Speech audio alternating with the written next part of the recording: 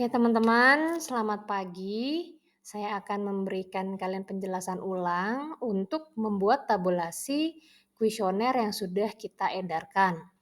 Nah, contoh ya, ini adalah kuesioner saya ya, yang sudah saya sebarkan. Oke, dan mungkin kalian juga sudah mengisi ya teman-teman. Nah, saya bisa lihat responsnya di tab responses ini. Oke. Nah, di tab responses ini ya, kita bisa lihat respon dari semua responden yang sudah isi. Oke, dari semua pertanyaan ini.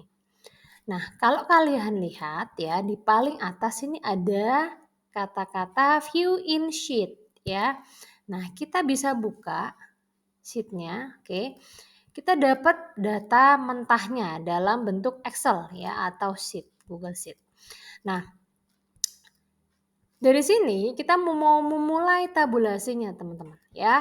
Gimana caranya? Kita akan copy paste ya, copy paste dari seluruh data yang kita miliki ini ke dalam Excel.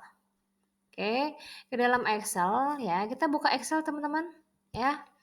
Nah, di sini saya membuat bukan ini. Kita akan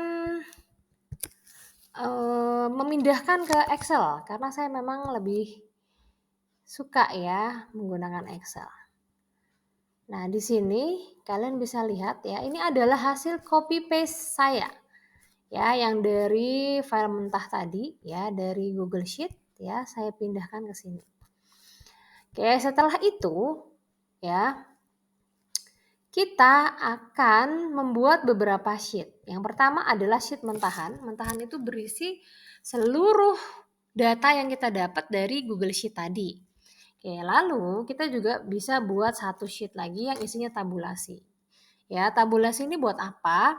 Ya, kita cukup mengambil intisari dari kuesioner. Mungkin ada beberapa pertanyaan kuesioner yang berupa kualitatif sehingga mungkin tidak perlu kita masukkan ke dalam sheet tabulasi ini ya. Contoh di sheet tabulasi ini saya cuma mengambil nama, usia, jenis kelamin, jam memegang HP, apa e-wallet yang digunakan dan bank apa ya. Kalau pakai mobile banking untuk pembayaran kris pakai bank apa.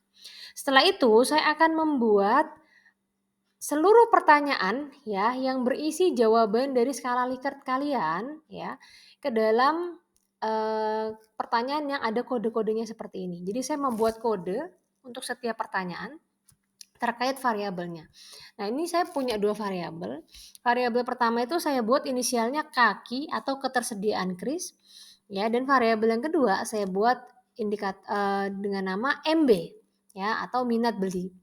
Jadi pertanyaan pertama untuk variabel pertama saya berikan kode kaki 1. Kaki 2 untuk pertanyaan kedua dan seterusnya. Di variabel berikutnya di MB juga saya berikan kode MB1, MB2 dan seterusnya. Nah, kalau sudah dari sini ya, kenapa perlu ada sheet ini? Kenapa? Karena saya ingin mentabulasi jika misalnya ada yang data-data yang missing ya, atau ada pertanyaan yang mungkin perlu dibolak-balik ya, misalnya ada pertanyaan yang kebalik-balik misalnya, atau ada urutannya salah. Ya intinya kita bisa perbaiki di sheet tabulasi ini ya. Nah, lalu kita buat lagi sheet yang ketiga, itu sheet olahan. Sheet olahan ini gimana maksudnya? Jadi sheet olahan ini saya sudah tidak mencantumkan nama ya, saya cuma memberikan nomor responden. Oke. Nah, lalu saya juga membagi dua variabel menjadi dua bagian ya teman-teman ya. Yang pertama bagian dari ketersediaan kris dan variabel minat beli. Nah, variabel yang di sebelah kiri ini biasanya adalah variabel bebas teman-teman. Ya, variabel terikatnya ada di sebelah kanan. Karena di saya ini variabel terikatnya adalah minat beli, maka minat beli saya taruh di sebelah kanan. Oke. Nah, dari sini seluruh jawaban responden ini ya, ini kan jawaban dari satu orang ya teman-teman ya. Nah, ini saya jumlahkan ke kanan. Ya, ini kalian lihat aja rumusnya adalah sum ya. Jadi saya jumlahkan seluruh jawaban dari satu orang ya. Setiap orang saya jumlahkan. Oke. Nah, Sama, yang di variabel terikatnya juga seluruh jawaban ya saya jumlahkan. Oke, nah terus saya juga menjumlahkan seluruh jawaban dari setiap orang dalam satu pertanyaan. Jadi kaki satu ini ya, ini juga saya jumlahkan ke bawah ya teman-teman ya. Saya jumlahkan totalnya di bawah. Jadi semua jumlah ke bawah dan jumlah ke samping. Nah, setelah saya jumlahkan ke bawah dan ke samping, saya akan membuat yang namanya Likert summary rating. Nah, ini buat apa ya? Sesuai dengan apa yang sudah saya ajarkan di kelas. Likert summary rating adalah prosedur untuk menghitung ya nilai skala Likert yang diberikan dari setiap responden ya. Nah, jika responden memberikan nilai total ya misalnya sampai 40 ya, karena saya di sini menggunakan skala Likert 4 ya. Nah, 4 dengan dikali jumlah pertanyaan berarti 4 dikali 10 adalah 40. Jadi maksimal yang bisa saya tampilkan gitu ya adalah nilai 40. Skor maksimal. Nah, skor minimalnya berapa? Karena skala Likert itu terdiri dari angka 1, 2, 3, dan 4, maka skor minimalnya adalah 1. Nah, 1 kita kalikan dengan jumlah pertanyaan alias 10 ya, berarti adalah 10. Nah, 10 ini adalah skor minimal. Nah, seperti yang sudah saya ajarkan kepada kalian bagaimana cara mencari median kuartil 1 dan kuartil 3 adalah dengan menambahkan angka di samping kiri dan di samping kanan. Contoh, untuk menemukan median kita harus menambahkan angka skor minimal yaitu 10 ditambah skor maksimal yaitu 40. Makanya di sini rumusnya adalah kalau kalian lihat di sini ya 50 dibagi 2 alias 40 ditambah 10 dibagi 2. Ya. Nah, gimana dengan kuartil 1? Nah, karena kuartil 1 itu berada di antara skor minimal dengan median, maka kita harus menjumlahkan skor minimal dan median ya. Lalu kita bagi 2. Makanya hasilnya 17,5. Lalu kuartil 3 bagaimana? Kuartil 3 ya, itu juga hasilnya adalah dari skor median ditambah skor maksimal lalu dibagi 2. Jadi hasilnya adalah 32,5.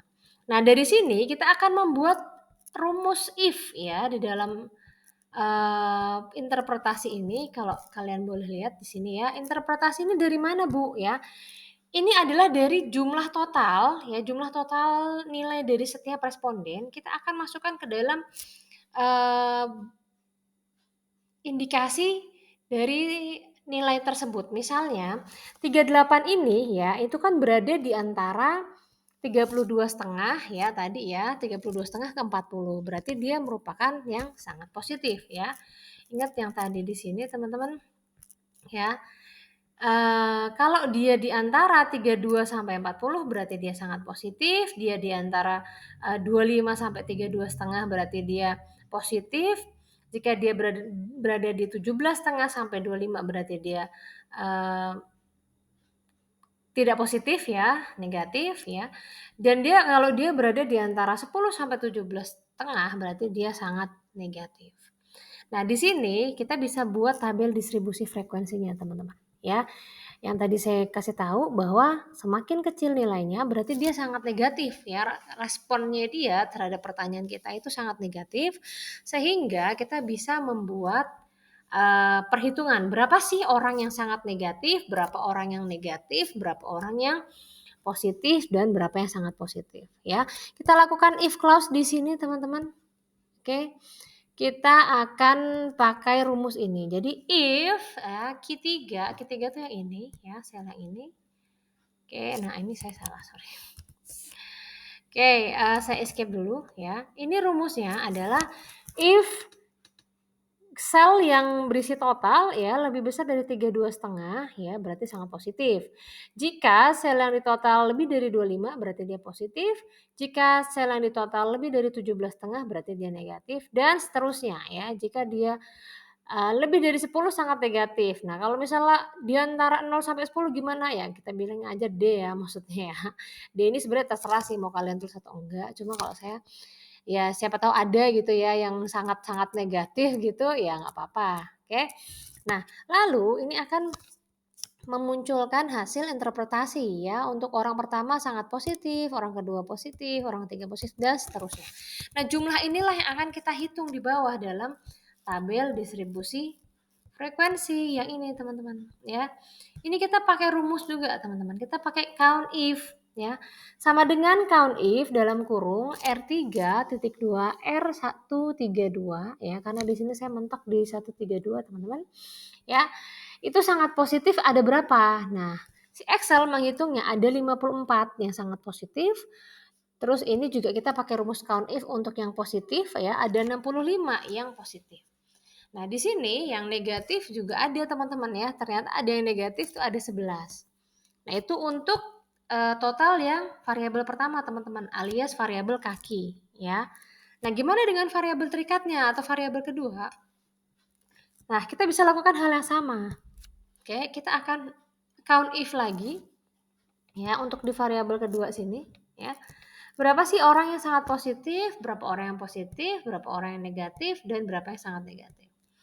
Nah, setelah itu ya, kita sudah tahu nih teman-teman ya, bahwa ada sekitar 91% ya, yang masuk ke dalam kategori sangat positif dan positif, dan ada 8% yang masuk ke dalam kategori negatif untuk variabel yang pertama. Ya, untuk variabel kedua gimana? Kita juga bisa hitung teman-teman ya. Berapa sih yang masuk ke dalam kategori positif dan sangat positif? Yaitu sekitar 42%. Dan yang negatif dan sangat negatif ada 57%. Oke, nah bagaimana cara menghitung ya korelasinya? Nah, di sini saya ada tampilkan korelasi. Ya, karena nanti di materi 13 ya dan materi 14 itu akan ada penjelasan tentang validitas dan reliabilitas dari kuesioner. Oke, nah validitas ini kita lihat dari mana teman-teman? Biasanya dari korelasi ya. Nah korelasi rumusnya apa? Itu ada semua di materi teman-teman ya, tapi saya nggak akan bahas di video ini. Di video ini saya hanya membahas tentang caranya membuat tabel olahan di Excel. Oke, nah korelasi untuk di Excel kita pakai rumus ini teman-teman, korel ya dalam kurung array pertama ya, array G ini, oke, dan array si total. Oke, nah kita lihat lagi, kita contek lagi rumusnya ya. Tapi kalau array total, kita harus kasih dia lambang dolar dengan cara kita pencet F4.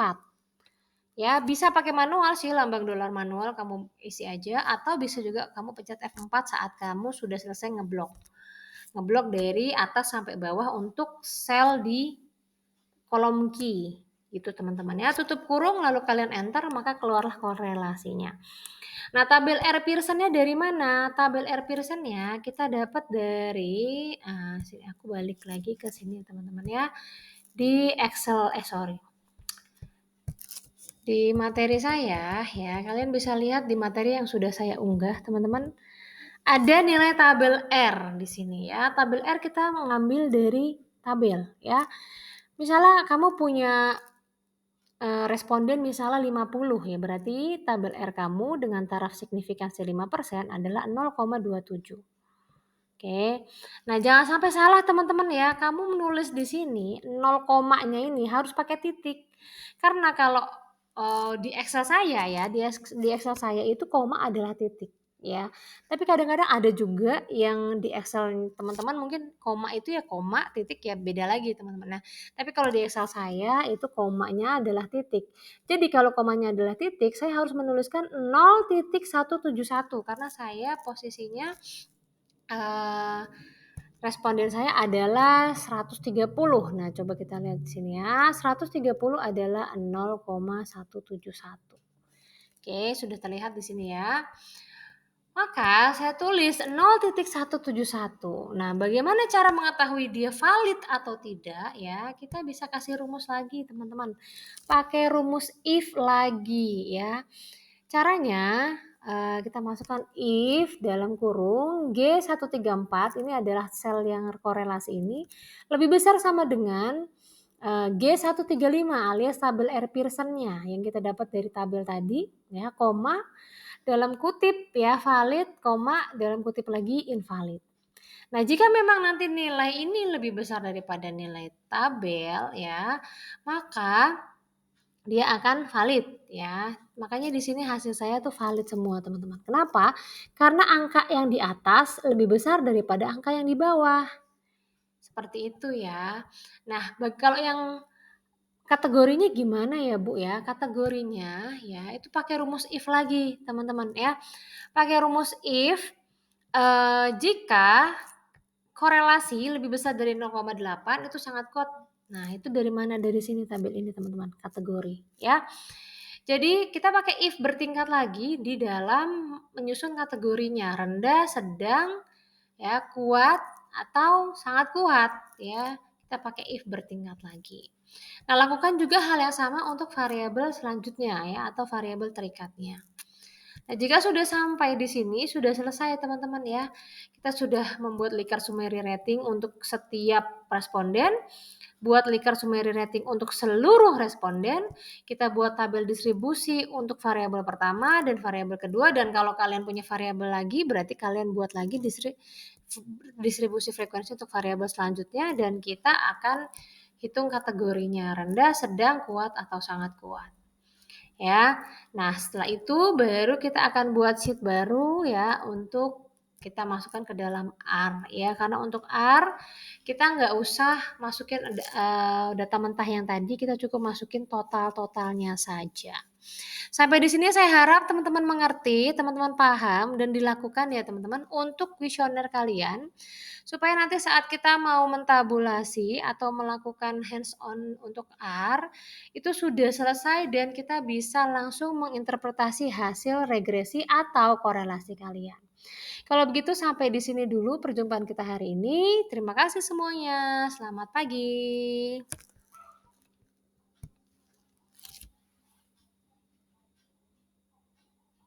Di mana dia?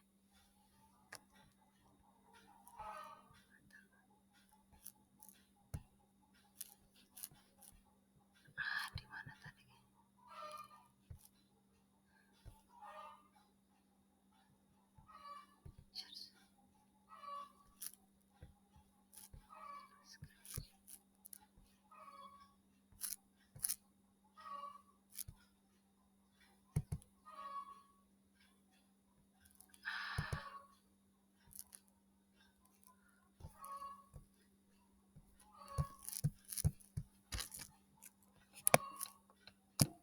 Udah panjang lebar loh.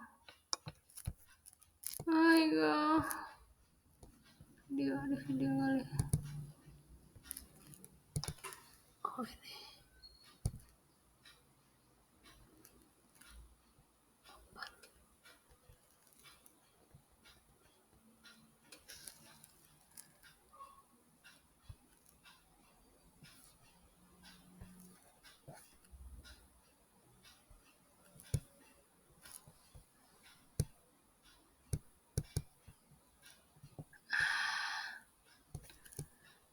Bentuknya apa?